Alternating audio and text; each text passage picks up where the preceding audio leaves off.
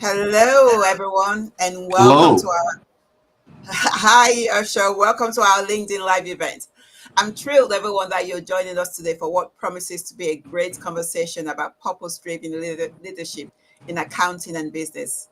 I am Oroma Hayes, your host and CEO of Hayes CPA, a New York City certified women and minority-owned business. I currently serve on the NYCPA board, and I proudly serve as a regional VP with NABA. I'm also the immediate past chair of AICPA's PCPA's executive committee. A quick fun fact about me: I'm passionate about running, and I challenge myself through, pushing myself through my comfort zone. So in 2010, I was able to complete the New York City Marathon.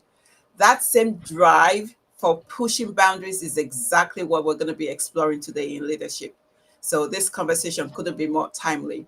We are living in a transformational period today in business with new pathways opening doors. AI is reshaping our professions, and we have a generation that's demanding work with meaning and impact.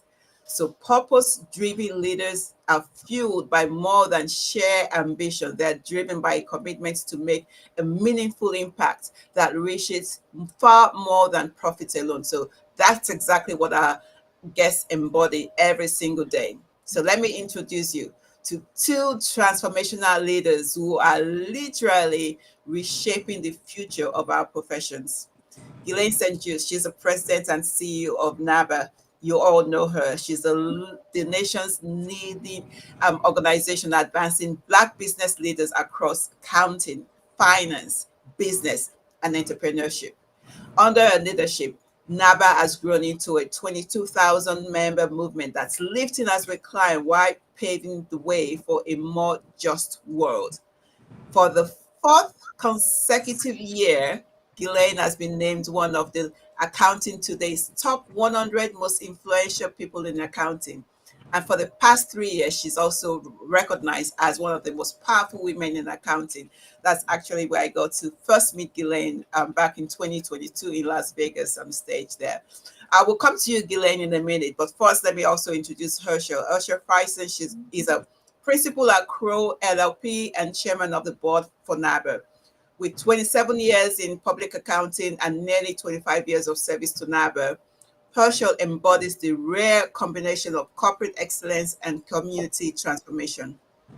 He was recently honored with the 2024 Indiana CPA Society Talent Pipeline Award for his extraordinary work expanding opportunities for the next generation. So, together, they represent the power of purpose driven leadership, using their platforms not just for personal success, but to fundamentally transform systems and create opportunities for others. So, before we dive into our conversation, I'd really love for each of you to share what purpose driven leadership means to you. And then also, please share a personal fun fact or something personal with us. So, Gillian, we'll start with you. My gosh, so a fun fact is that I'm hiring Aruma Hayes as my hip girl. Yeah, yeah. Same here. I need it. Yes, and thank you very much for the opportunity to be on your platform. For me, you are my dear O. So I will try to use your full name during this interview, but if I slip, I want our audience to know that O is my nickname for you, and It's it's a come from a their term of place of endearment. That's love okay. and Okay. respect and admiration. A fun fact for me is when a roommate shares pictures later on, I'm a gardener at heart. There you go. I'm a gardener at heart. And there's a beautiful story behind these roses is that, my rose tree that produces those two on, the two in each side was sort of getting weak. And then the one that produces the one in the middle. And one day I woke up and I realized that, the one that is in the middle managed to wrap its way around the other rose bush that was too weak to carry the roses. And then they intertwined themselves and sort of like came together to create, what I thought was, oh my God, nature at its best, being supportive and in the beauty of those flowers. I mean, I just carry that, with me. That's why I garden. I promise everybody I'm not cookie, I'm not crazy, but my plants talk to me. My girls talk to me. They miss me. They let me know when I'm not around to water them. But every single day I learn so much from this form of life that is plant in all the lessons that they have to teach us. And so, yeah, I'm a gardener at heart, and I could go on forever about it. Absolutely. Thank you, Guylaine, for that. What about you, Herschel? Well, first, thank you for having me. It's such an honor and pleasure being with two powerful Black women to share this platform and this session with. I guess I'll start out with a fun fact about myself. A fun fact for myself is I'm a big gamer at heart. I play, and it's a little unique backgrounds to, I got into video games growing up in Louisville, Kentucky, and um, it really, from early on as a childhood, really took me through some things, got me through some of the challenges in my neighborhood, challenges that I was facing in my life. So I'm a big gamer still to this day.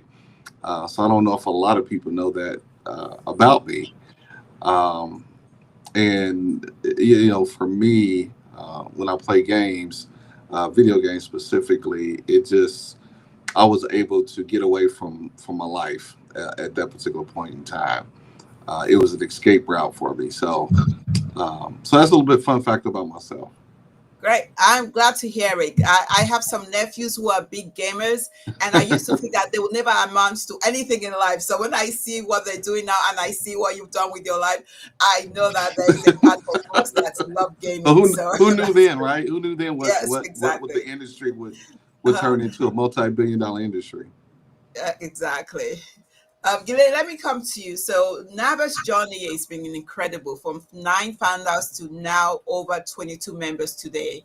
So I Actually, see. Kim Williams would just have offense to it. It's over 26,000, but I was who's going to say, counting? I saw that on the website. I'm like, I'm sure this is not updated. So let's go with that number, 26,000. Yes. Yes. So as CEO, what's your vision for where NABA is headed next? Well, as you know, as a really important member of our leadership team and our executive team, NABA has set a vision to get to 1 million people strong. I mean, for me, and I want to give it my best shot to get to 1 million people strong. I think that is really important for us, especially in this moment in time, to really tell our story that we are a group of people who are joyful, who are hopeful, who are kind, who want to engage in this conversation around talent. That we don't ever expect to hand me down. We just want to be prepared to compete at the same level as everybody else. That we want to demonstrate that we embrace innovation, that we embrace emerging technologies, and that we're willing to embrace it and learn from it and get ourselves ahead. And that, at the end of the day, we do want to create in everywhere that we go a vibrant culture where, businesses get done, but in a way that is engaging and embracing for anybody and everybody out there. And that by doing so, we are creating micro moments of a more just world. That's ultimately what NABA is about, what NABA has always been about, and what we want to focus on. We do so clearly by facing the market and being engaged with our corporate partners who believe in our work and want to continue to see us on this mission of developing talent, leaders, leadership, right, in a way that has an impact in this country and, quite frankly, dare I say, around the world. What we think we continue to do at the service of our history as being created on the back of the social justice movement is that we are after continuing to have conversation around closing the gap, this wealth gap in socioeconomically disadvantaged communities, those of us who didn't start at the same place as everybody else, but then to be able to start to, through education, through increased earnings, through entrepreneurship, through enterprise, through investment in assets that appreciate over time, that we continuously look at over a period of time and see that NABA has contributed to really closing the wealth gap and contributing to generational wealth in this country and around the world. So we really are excited and bullish about our opportunities, our mission, and I think the importance of the work that we're doing. I love that. I think that's so apropos. That's great. And by the way, folks, I've got to say that I'm going to be monitoring the chats. So if you have something to add to this conversation, feel free to share your thoughts, your questions, your insights. Whether you're a student exploring your career path or a seasoned professional, this conversation is for you. So please engage with us in the chat box. So thanks for that, Guylaine. Let me come to you, Herschel. Can you tell us what sparked your journey into accounting? How did you end up becoming a principal at Crowe? Yeah, no, it's a great question. I grew up in Louisville, Kentucky. Don't know where Louisville, Kentucky is. I know where Louisville, Kentucky is. And it actually started back when I was in the eighth grade. I was a part of this program called the Explorer program. Really kind of similar to the ACAP program that we're doing around the country as we speak. And it introduced me to this thing called accounting. And someone told me, like, hey, you should become an accountant. And I went to this program learning about accounting, and someone said, hey, you can get paid for counting other people's money. And I was like, count me in. And that took me on my journey into accounting. I took 2 years of accounting in high school. Went to Butler University in Indianapolis, Indiana, major in accounting. Quickly, learned and realized there was not a lot of people that looked like me, but that drove me even harder, to be a representative. And then so I'm a little bit of a unicorn in the profession, in a sense that I've been at Crowe LLP since I graduated from college. I know I look like I'm probably mid 20s, so I was a prodigy. But I've been at Crowe for a little bit over, probably close to 29 years now, and I always wanted to be an owner in the firm, right? I wanted to have a P behind my name, and the more I didn't see a lot of people who look like me, the more I pushed myself harder to be one of those that other people hopefully could look to say, hey, I can do this. And blessed and honored through organizations like NABA, which was my backbone to how I got to where I'm at today, because I struggled, right? I struggled because I didn't see a lot of people who look like me. And when I joined NABA right out of college, I realized I wasn't the only person going on the same journey. And that's powerful. And, once I met other people, generated mentors within NABA, they helped push me. And they were not always, telling me what I wanted to hear. They were like, sometimes like, no, you're not doing the right things. And that's what you needed. And that's what I needed to get to where I'm at today. And so it's a blessing that not only did I had that pathway paved for me, for other people to look like me through NABA. And so, as my parents told me, you got to pour just as much in as you get out. So I'm trying to pour as much as I can into NABA because of what it's given me throughout my journey. That's great. Talking about, I hear that those sentiments from a lot of people that they don't see folks like them in their places of work, and so that's NABA has done a lot for folks. And you call the work that you do for diversity, you call that your unpaid full-time job, right? But let me ask you both. You both really envision NABA's lifting as we climb philosophy. So how does your partnership and your collaboration together as CEO and board chair, how does that amplify? Ladies first. Ladies first. Can you like? No, I started, sir. I defer to my chair. No. I defer to my chair. Go ahead. You start.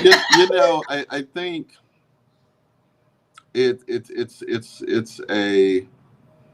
a relationship that is where we challenge each other, where we support each other, where we push back on each other a lot, and be okay with not agreeing on everything, right? And I think it's a healthy relationship.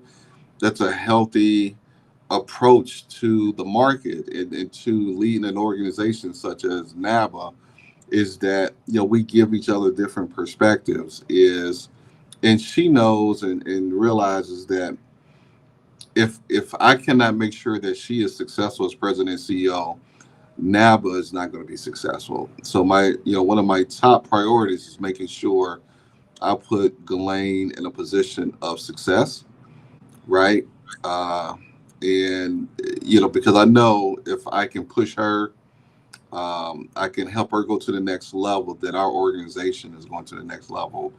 And she does the same with me as a chairman, right? And challenges me on how I interact in the market, how I interact with my fellow board members, and how I represent the organization. We're doing important work, so it is an honor and a blessing to serve alongside a woman like Guylaine, that I can truly say that my daughter, other daughters, and other young men should look up to and strive to be. So yeah. Right. So Guylaine? thank you for that, Herschel.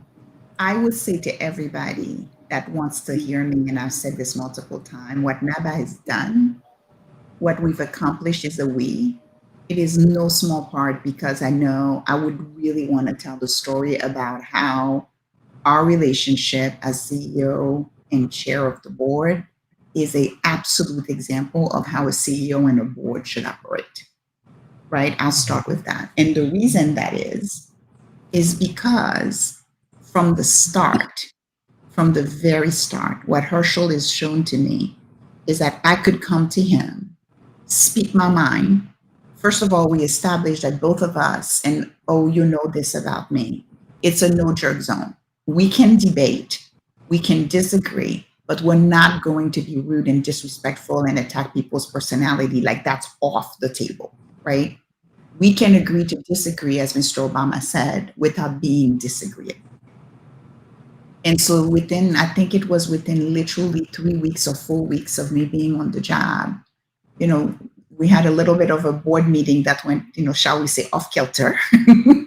And the next day I got on the phone with Herschel and we had a real conversation. And here's what I tell everybody, that was a defining moment. Because if you can imagine, the night before I go to bed thinking, is this really going to work? What did I put, where are we? What are we going? And then the next morning, I decide I'm gonna do everything someone would tell you not to do, which is to speak frankly and directly, to your boss. And I do. And what I'll never forget is that Herschel listened. He never interrupted me. I went at it to the different things that were not working with me. And here's what he said: "Thank you for the feedback.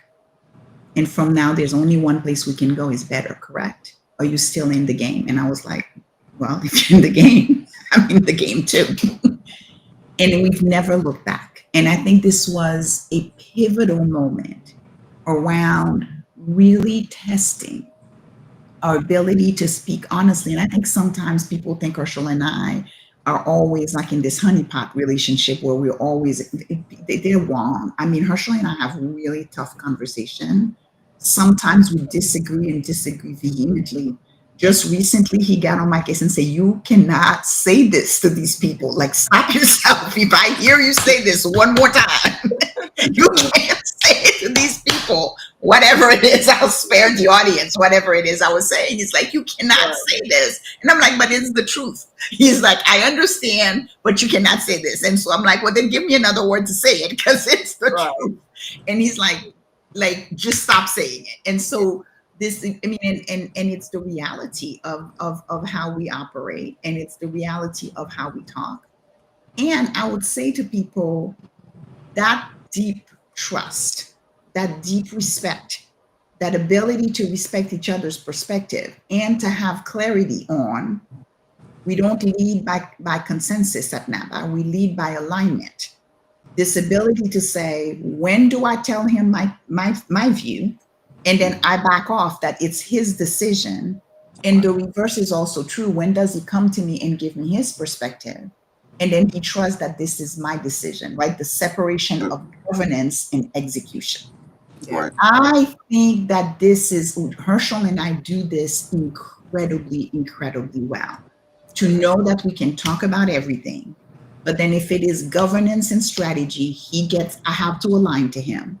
If it is about execution, he aligns with me. And this is what the public sees. You will never know where we disagreed because I Right. got his back and he's got my back. And to everybody else, nobody would think, oh, these two did not disagree. This is not true. And so, what I really want to say to this, and forgive me for being a little bit, verbose here, Yeah, is please. as you know, this is really important to me in this moment in this country, where you know what, you and I are immigrant, we're Americans by choice. And I believe that the major tenet of this democracy is public discourse. And I am after it around making sure that we're bringing people across different point of views, different spectrum, and the richness of the conversation and modeling for people what it is to be able to have fierce conversation, robust debate, but still be able to look in each other and say, I respect you, I value your character, your humanity, right? And that I realize that the world is brighter because you are in it. The whole concept of the fireflies. So I say to whomever, I am really chagrined. I'm really chagrined. Herschel has one more term he could do as board chair, and trust me, I can be quite a persuader, and I went after him with everything I had to try to get him, to say that he would stay for another term.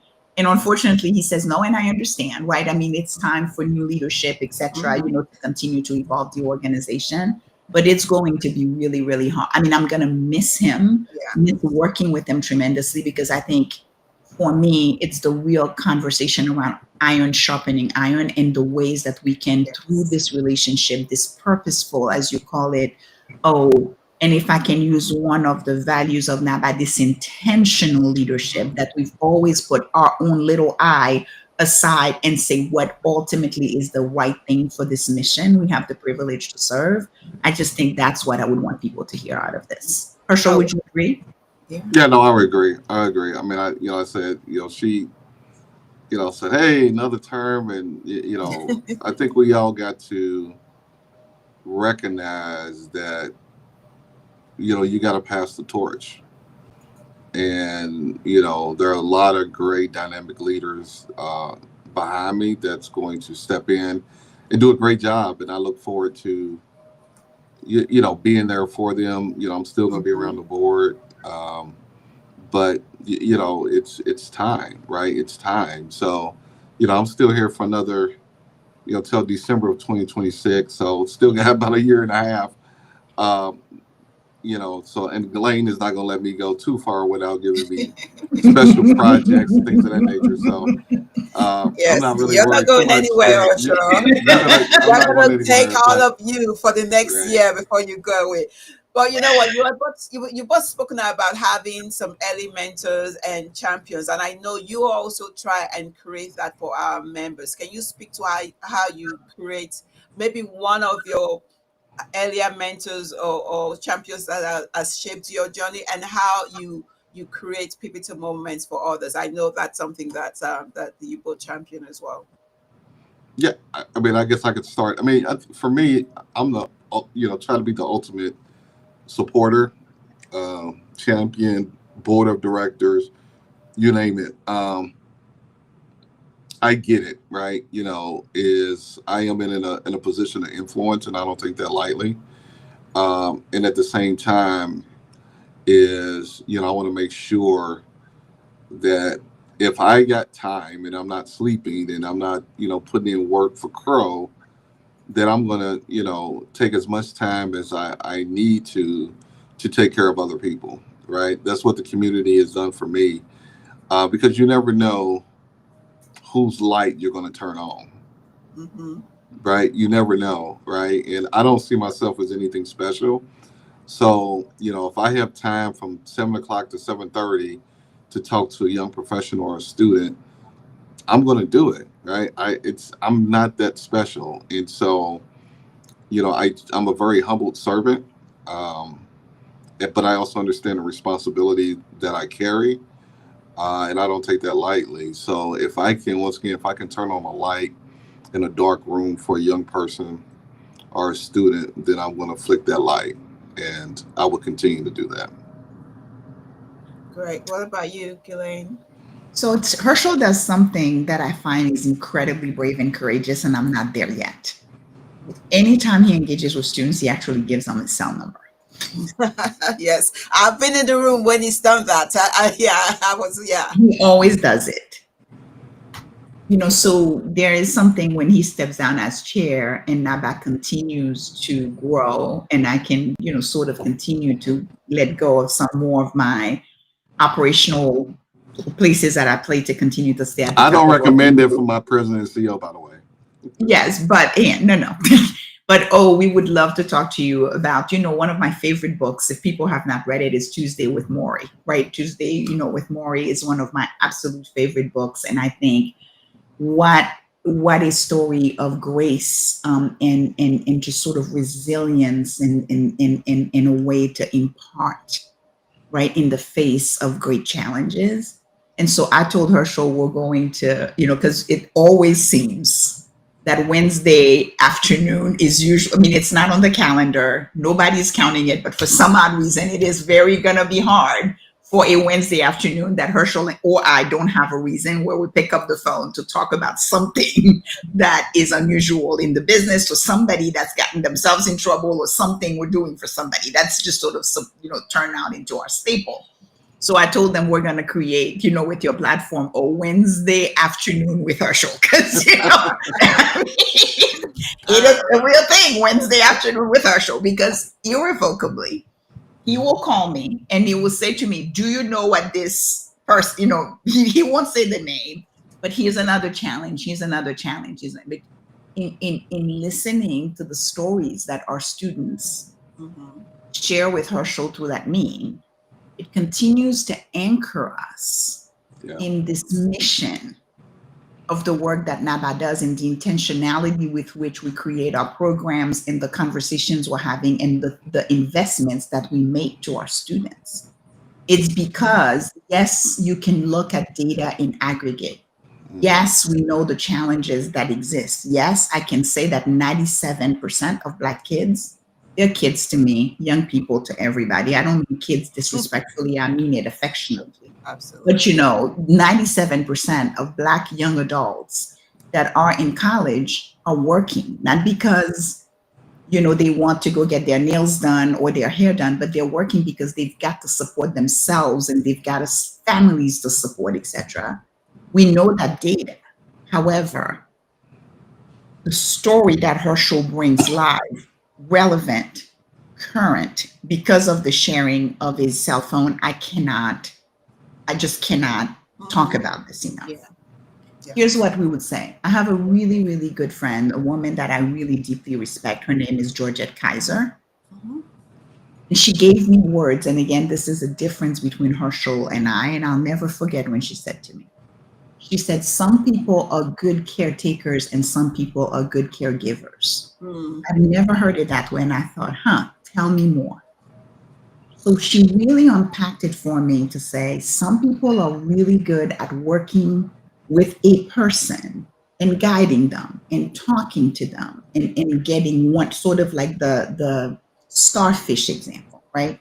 Herschel is an incredible caretaker. You get on the phone with them, no matter what's going on with you, Herschel's going to help you see another side of the coin, guaranteeing. In fact, sometimes I get mad at him. I'm like, can you just not look at the other side of the coin today? I just need you to see one side of the coin, which is the coin, the side I'm giving you today, and so, but that's Herschel.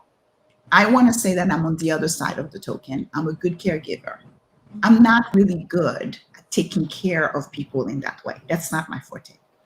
My forte, where I spend, is to really think about problems in aggregate and then providing solutions, in the system space that help to address the problem, right? And so we tag team. People will call him to tell him what the issue is. He'll bring it to me in a mission moment. And then together we start to think, well, what do we need to do differently to be able to support this community in a more intentional way? But that sort of like building so that the rise, I speak English as a third language. So, the two of you know me and love me. So you help me. I think it's the tide lifts all boats or something like this. You all probably heard me like massacre it a little bit. but the idea that the tide lifts all boats.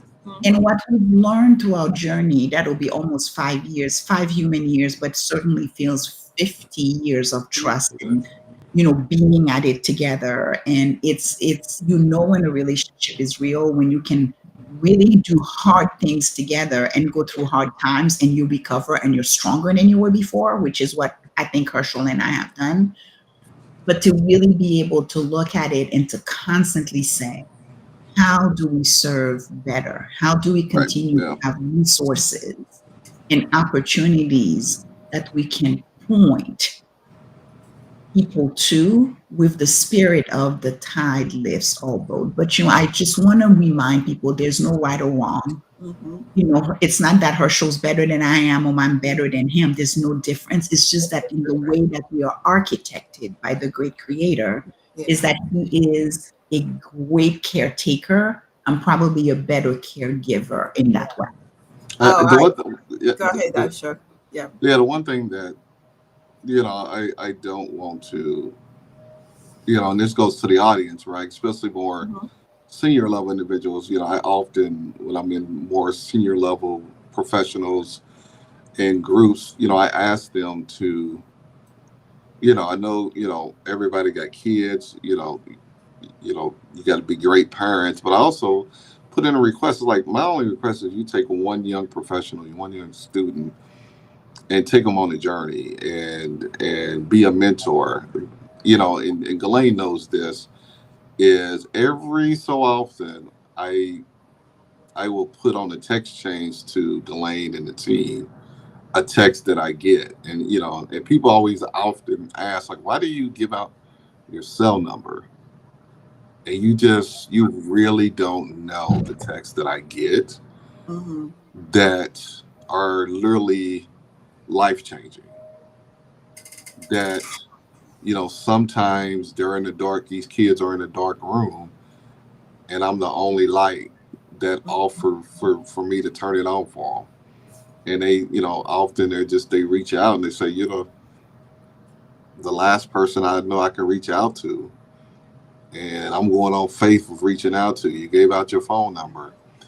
And so every so often I send out a text. It's like, hey, this is Mhm. why I do it. This is our mission. Yeah. No, Because yeah. yeah.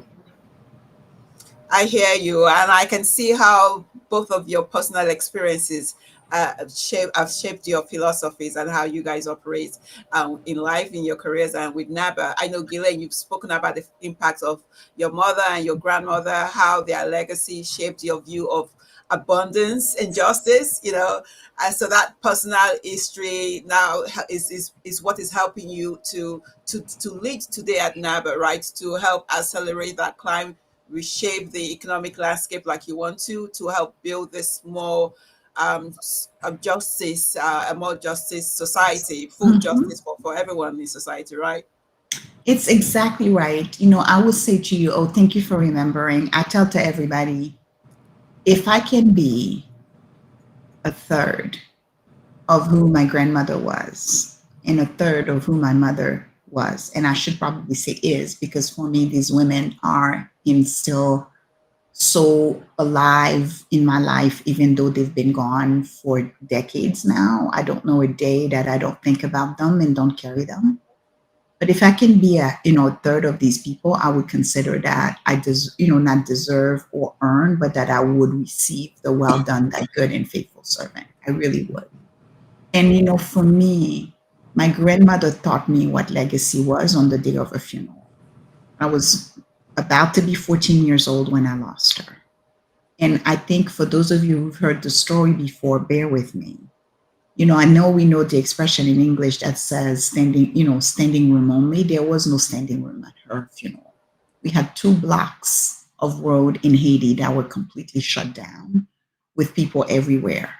And what I remember more than 40 years later is that you couldn't find anything but people dressed in complete black and not a single person that wasn't crying. And people all over the country who were talking about, we never knew the impact that my grandmother had on them. But here's the beauty of it for me, what it meant: a more just world. is that it was people from every single socioeconomic strata in a country that is very class ratified. From the people who sold candy on the side of the street to, ministers, secretaries of state, etc. And in that moment, there was no class. In that moment, there was no race. In that moment, there was no riches. In that moment of deep collective grief, we were just human beings celebrating a woman who has left an indelible imprint on so many of us. And then, even though I was almost 14 years old only, I remember thinking to myself, that is what a legacy is. And maybe that's the day that she, blew into me, and this desire to really continue her legacy to a more just world, and to start to really see people as people, irrelevant of where they start, irrelevant of what they are at their journey, but to really continue to see the beauty of our African ancestry principle of Ashe, who in essence means that the light in me sees the light in you. And I want so very much, with our analogy that we've launched of the fireflies, Yeah. that all of us begin to really live life in that way, in a spirit of Ashe, in a spirit of Ubuntu, irrelevant of what others are doing, but that we choose to act in a character base that says we see light in every human being. Awesome. Yeah. I love that. That is so on point. And so talking about legacy, or show, that was so well said by Guylaine. But so NABA's pillars: talent, innovation, and culture.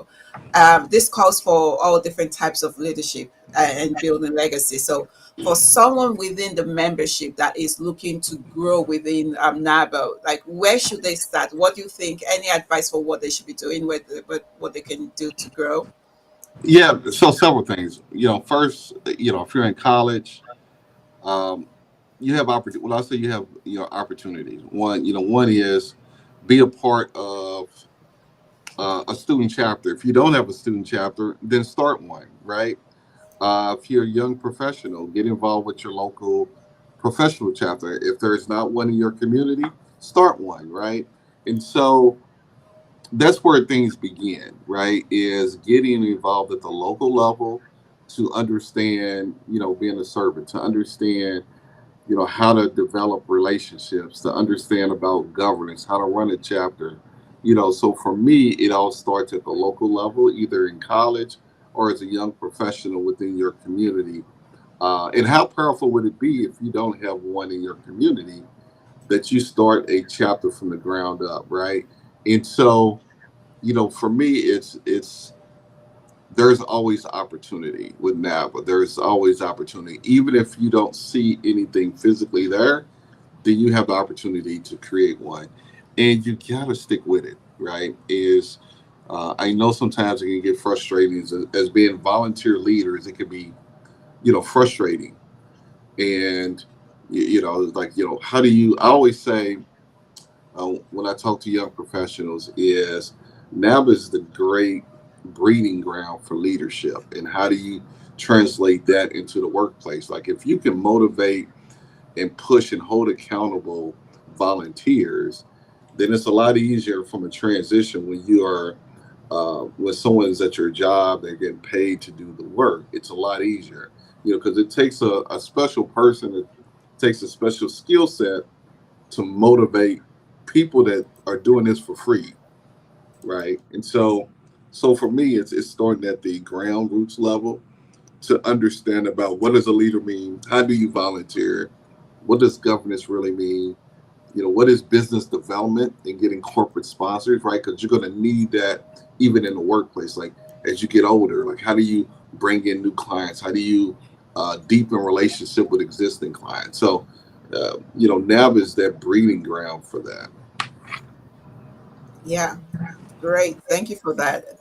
Guylaine, did you have something to add to that? I know NABA, like you said, when launching a new initiative, for students that are, worry about getting involved, they don't have anything locally, like Ursula said, and then they want to also grow up to make an impact in the world. Like, what would you say? Reach out to us. If you've got an hour a month, an hour a Yes, yes. year, to 2 hours a week, we can use, your skill, your talent. You got to believe that you've got something to give. I would tell you one of the pieces again, and I'm a deep thinker and I read a lot.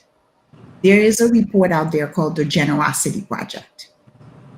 And it talks about the state of giving, the state of community, the state of philanthropy in this country.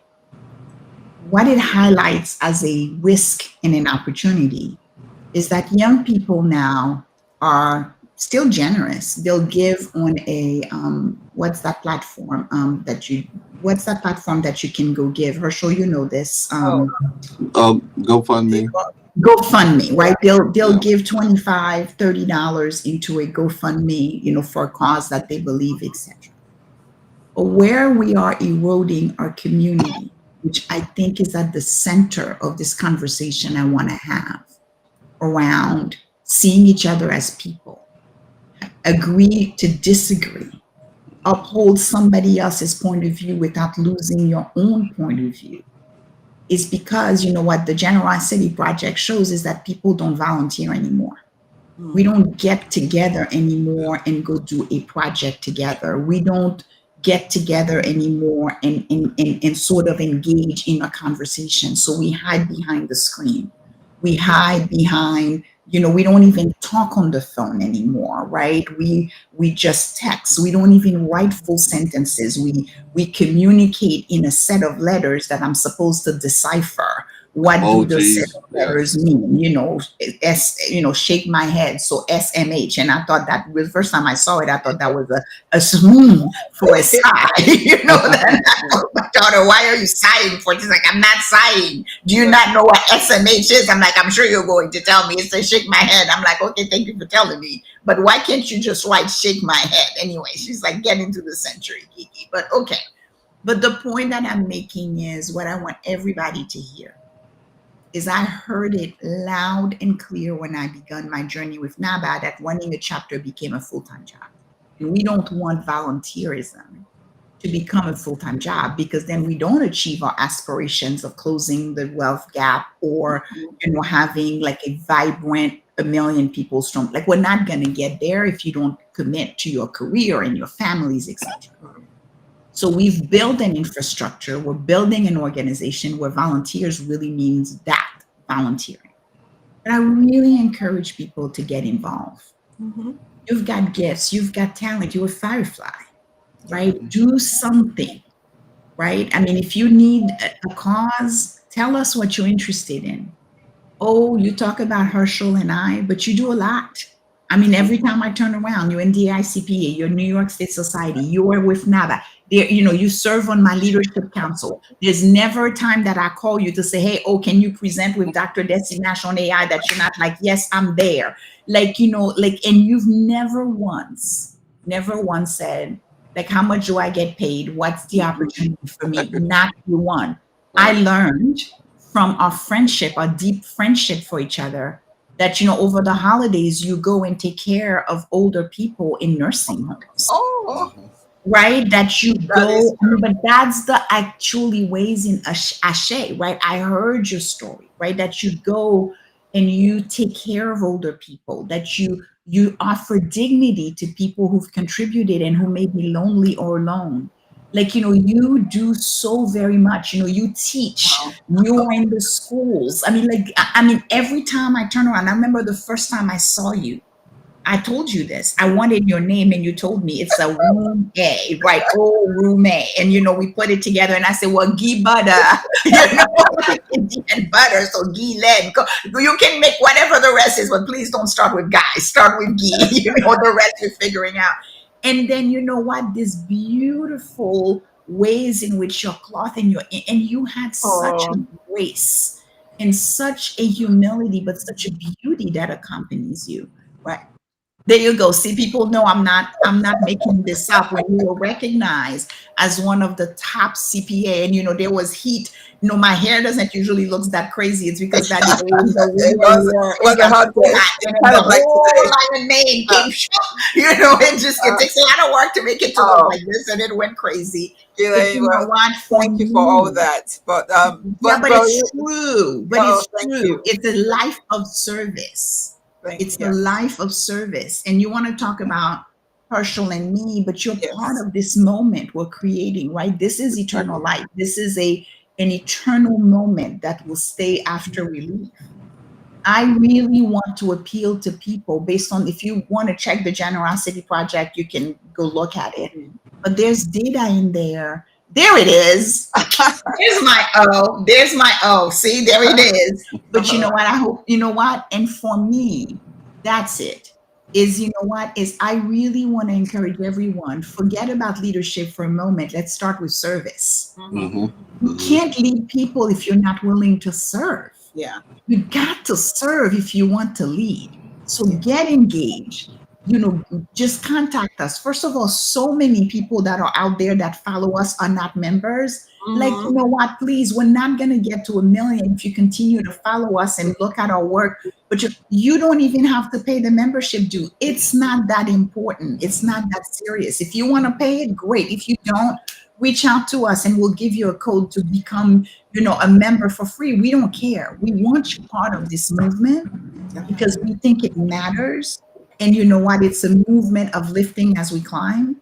It is a movement that means with the intentionality of realizing that you're part of something so far greater than yourself, and that we need to get off from behind the screen, off from behind those phones. Yes, keep doing your GoFundMe for causes that matter, but get engaged in your community, get talking to somebody else, get close and personal, be open to hearing a different perspective, and be willing to stop demonizing each other because we think about things differently or we inhabit tents that yeah. don't look like us, and find ways not to build walls, but to build bridges. Yeah, I love that. I love that. So talking about find a way to get involved. There also we also have allies who want to get involved, but they're not really sure how to get started. They're not members and they don't know what to do.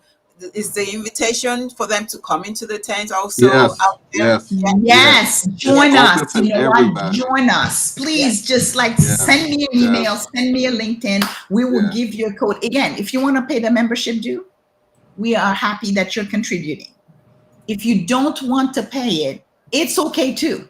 All we want is we want you to be a part, and then go tell 10 more people. Herschel knows I'm on this rampage, right? It's like, yes, sign up to be a member and then go get 10 people and then go tell each of the 10 people to get 10 people. That's how we get to 1 million. We yeah, got to take matters in our own hand. Nobody's coming to save us, people. Nobody's coming mhm, to save us. yeah, We got to do this together. yeah, But we also recognize and Mhm. understand that we need other people in this journey, right? I Mhm. talk about you've been in a dark room. The person in a dark room can care less what you look like, so long as that light gets turned on, right? yes, And that goes for allies, right? Is that person in a dark room can care less, whether they're black, white, Latino, Asian, LGBTQ plus, so long as you're turning on that light. And we are open for everybody to be a part of the movement and support our mission. yeah, And yeah, and I think that's what's beautiful about us, right? It is we want you to come along the journey with us, right? Because we cannot do it alone, and we shouldn't do it alone. We shouldn't want to do it alone, right? Um, so when people reach out to me, I'm going to be there for them, just like I want them to be there for me. It's extremely important for us as an organization that if you believe in our mission, be a part of our mission, yeah, right? I yeah, say that all the time. If you believe in our mission, be a part of our mission. Herschel, can absolutely. I do a lit? Can I model the way that you and I would do our thing? I'm gonna say one difference. Yes. Because you believe in our mission, dear Paul. Oh, Yeah, Because you right. know yeah, what? I don't know anybody who can tell me they don't believe in a more just world. Come on, people. Everybody, we all know we have Yes. an obligation to leave it better than we found it. So I would say, because you believe in it, take Yeah. action, become a member, just do something today. Like, just keep building the movement with us because we Hmm. believe in our movement. Love it. Love it. I love it. So, oh my goodness, it's like almost getting to some of the hour. Time flies when you're having fun, right? So let me just say, I'm a CPA. We know that the CPA landscape is shifting. Right now, 14 states are offering alternatives to the 150-hour rule, which you both champion. I know, Guylaine, you are known to be a provocateur, right? And you challenge the status quo when this rule came to be. But how do you know when it's time to disrupt a system, or whether a system is evolving? And I know this is something that a lot of people struggle with. What advice would you give to people who are afraid to speak their truth? You always speak your truth. What would you say? Well, yeah. first thing, thank you for that. And you know what? This is probably work that I'm incredibly, incredibly fulfilled into. And I want to continue to celebrate you because while many people, took offense to my desire to speak my truth and create this more just world, your support was unwavering, irrelevant of what side of the fence you sat. And I'm always grateful for that. And Herschel had my back in this in ways again that are incredible. For me, the first thing I would tell people is I have no other way than to speak my truth because truth is my number one core value. Truth, love, harmony in that order. It all starts for me with the truth. Let there be light. Because if you don't have truth, you have nothing in my book. And so I encourage people to really think about what is important to you. And I always say, what is something that is so important to you that you're willing to put it all on the line for? And for me, that's the truth. And so anytime I feel that there are systems that do not democratize access for a majority of people, but that the barriers of entry can become impediment for people depending on where they are, their conditions, or where they started, to create an impediment in terms of spoken as a true former banker as a barrier of entry. I'm going to see it as my own to constantly disrupt it and gnaw at it, not because I'm against it, but because I believe that there's more than one answer. In my commitment to the truth, what I've learned is that there is no single answer to anything. There Yeah. are multiple ways and multiple paths. And a more just world for me Mhm. means that we need to continue to open up multiple paths so that so many people have access to opportunity to achieve their best version of self. Yeah. Ultimately, that's what we're about. You know what people say, well, you're brave and you're courageous. That doesn't mean I'm not afraid. That Mhm. doesn't mean that when people come for me or things get said that I said, it doesn't hurt. It hurts deeply. I feel it intensely. But at the end of the day, part of my faith is that when I am in peace internally, because I'm at peace with my creator, because I've lived in my core values and I've told the truth, I'm happy to go there with people. That's great. Thank you for sharing this with us. I really appreciate it. And Herschel, I've heard you speak several times, most recently at the NABA Baruch Award, where you were recognized, and you shared with the audience. You get all these recognitions, sir. Listen, look at you, all these recognitions. Number on you, number on you. Yeah, exactly. And you share with us your five guiding principles. I know you can't go you can't give us all of them right now. But if you had your top one or two principles that keep you grounded and moving forward that you can share with us today, what would you share with us? Yeah, I think one of the, they call Herschel's Power of Five. And one I think is the most important one, at least for me, is be a lifeline, right? I tell students, if you're in the classroom and you're doing great, you're getting an A+, and your classmate is struggling, are you going to be that lifeline for them to help them out? Right? If you're a young professional and you're working on a project and you're doing great on it, and one of your teammates at the firm, at the company, is not doing well and struggling, are you gonna help them out? Right? You be that lifeline, right? Because at some point, a lifeline is going to come to you, and for me, it's important to pass along that if I can be a lifeline to someone, if I can help someone out when they're struggling, I'm going to be there for them. We talk about speaking your truth. You talk about the system. I want to be a person that changes the system and not let the system change me. And that's extremely important, right? I want to help change the system for people that look like us. And I would always continue to be a part of a movement that is going to change the system in a profession that I love so much. In a profession that I want to make sure other people that look like us become a part of. Great. Thank you for sharing that. And I have to speak about, I'm an entrepreneur. I have to speak about this. You're both in the corporate space, but NABA also champions entrepreneurship.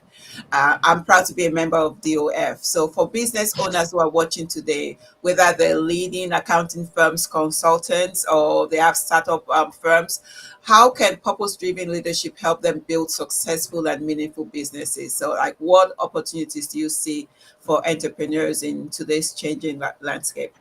Stay in front of the market like a roommate Hayes. I always say nothing happens. Again, this is going to be a theme. Nothing happens when you stay behind your desk, right? Yes. I mean, to be an entrepreneurship for me, is a mindset. I think I'm an entrepreneur leading NABA, right? I mean, etc. I think Herschel's an entrepreneur and is as an owner of a top 10 accounting firm, like he's an entrepreneur, right? I mean, you don't make principle if you don't have an entrepreneur's mindset. But you know what I say to people, I mean, I'm going to sound like a broken record. You got to get, like out of your office and go meet people and talk to people. That's how you create value. If you think that, to have a thriving business, it means you're going to have a set of expertise and you think you're going to stay, in doing work all the time, you don't grow a business that way. Right. In fact, one of the conversation that I will always carry with us is when you came all the way from wherever you were to meet me in New York, like in Manhattan. Mm-hmm. Right. And that rich conversation of two women really talking about our struggles in running businesses and talking about how do we price? Do we price based on cost or do we price based on value? Right. And so we're very, very excited about the leading work. As Kimmy Allen is leading that work with us. She's the chair of DOF.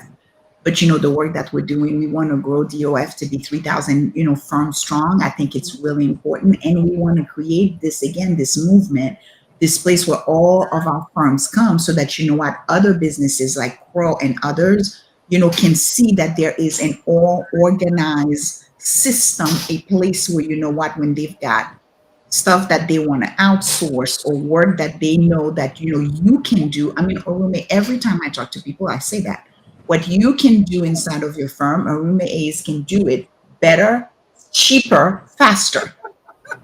So think about that the next time you're under a deadline. There's any corporate members hearing me out there, right? Orume A's and Kimmy Ellen and all of my folks out there can do it cheaper, better, faster. So when work comes your way that you're having to think about, I can't find people, there's a shortage of accountants, there's all these things, reframe the narrative and say, call Harume Hayes, call anybody on TOF. Call one of call me. Jones. I will connect you with a TOF firm member that has this expertise and can get it done cheaper, better, faster. I'm done. Absolutely. Herschel, you have 1 minute to I know. So let me wrap up with that every day, but I'll give Herschel the last word. Well, I actually want to just do a quick round robin. This is our questions. My favorite interviewer, James Lipton. Just give me the first thing that comes to your mind. What's your favorite word? We'll start with you, Herschel. Favorite word? Commitment. Guylaine? What's your least favorite word? Either of you. Destruction. 8. So, I'm sorry, Herschel, go. Destruction. Destruction, Guylaine. Hate. 8. Okay. The last movie that you saw, Guylaine. Oh my God, I don't go to the movie. You don't miss the I go to the theater. movie? So Okay. what What is the about you, last Herschel? movie? The Tyler Perry movie on Netflix of the young lady. I think everyone knows it starts with an S. Oh, I But saw She Be King. You know what? One my favorite movie was She Be King. I think That's a good that the one. last Viola Davis movie that came out. Yes, Okay. I love that I, movie. I saw Crouching Tiger, Hidden Dragon on the plane. What's the last book you read? Oh my gosh, I'm reading 3 right now. I'm trying the how Bible, we feel. I'm sorry? the Bible. The The Bible. Bible? Yeah, that's mine too, every morning. Okay. If you had a profession other than your own, what would you have liked to be if there was another profession that you're in I'd right be a now? gardener. I'd be putting Gather? flowers all the way together all the I'll time. be a, I'll be an actor like a Michael B. Jordan. Nice one. Very good one. Right, All right, right. guys. So, any final words you like to share with our audience today? My cell numbers area code 317-502-7037. Feel free to reach out to me. I'm here for you. If no Oh one my else is there goodness. for you, I will be there for you. Thank you, Oh, Osho. Remain my deep gratitude for this Thank you. platform, for inviting us to be on there. You just stay doing what you're doing. You're having an impact. Thank you for being a firefly. Thank you so much, Guylaine. Thank you, Osho. This brings us to the end of our Fireside today on this super hot summer day. Thank you to everyone who tuned in live or is catching the replay. If there's a purpose-driven leader that you'd like to hear from next, please drop their name in the comments or message me directly. I'll work on making it happen. Thank you, Guylaine. Thank you, Herschel. Goodbye, everyone.